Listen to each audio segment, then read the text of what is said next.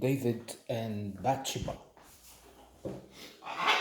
or Bathsheba. I don't know how you read the name of the Bible character. Um, but we have a motion picture inspired by a story from the Bible, and not being one familiar with a big book, I will just have to assume that they respect the truth of the Bible, or they don't. Of course, there will be a middle way where they go along with the tale, but they just use artistic adapt it, whatever.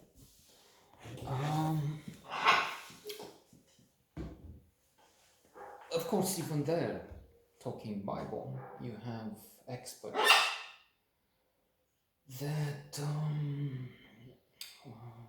will say you have to look at the myth, the significance, at the metaphor of the stories, of the metaphors, the myths, plural.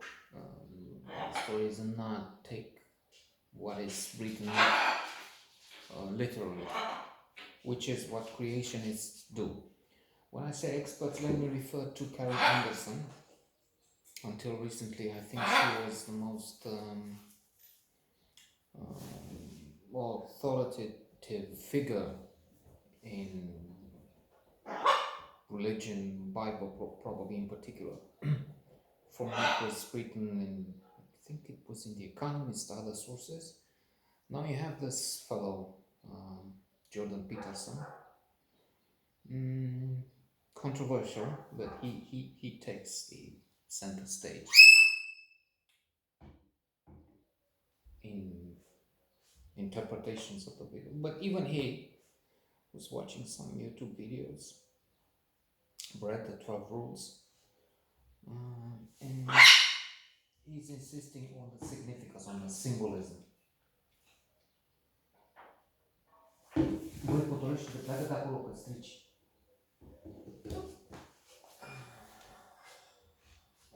As in, the earth is not 6,000 years old and so on. They didn't really cross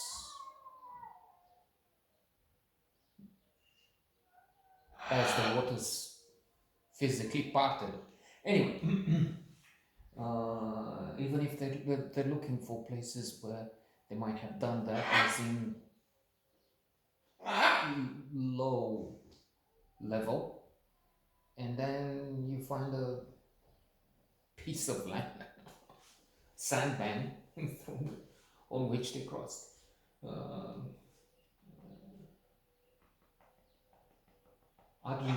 Anyway, returning to David and Bathsheba, we have the celebrated hero, the one who has beaten Goliath, and so we have now his name entered in the vocabulary, as in when there is a disproportionate clash, encounter, competition, David and Goliath.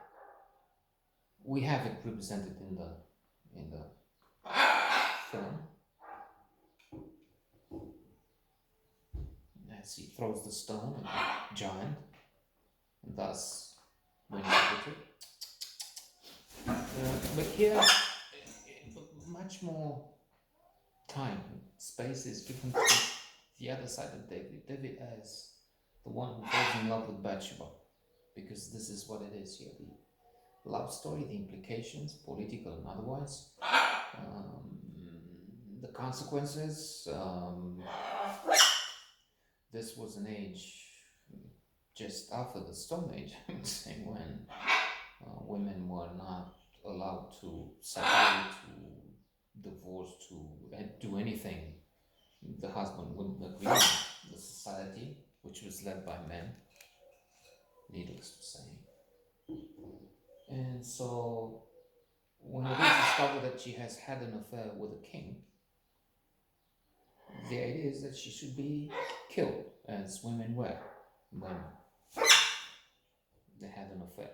I mean, I don't even think it was an affair was needed.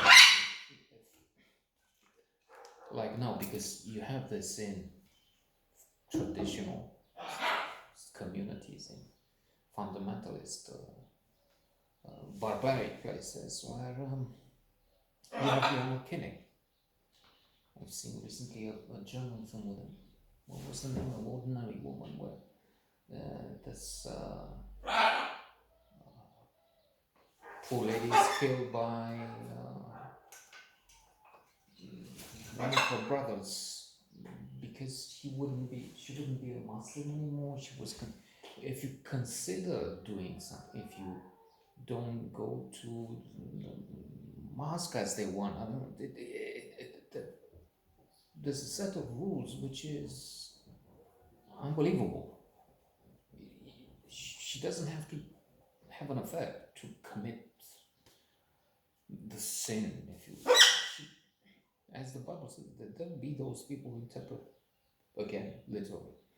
If you're thinking, if you desire a woman, that's already a sin. So you sin, you have to die. Gregory Peck, and let me see, I don't know. Susan Hayward, the actress, really. Don't remember seeing her in other films. It's not one of those classics. It's probably something like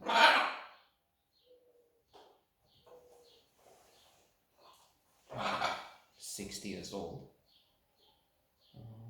And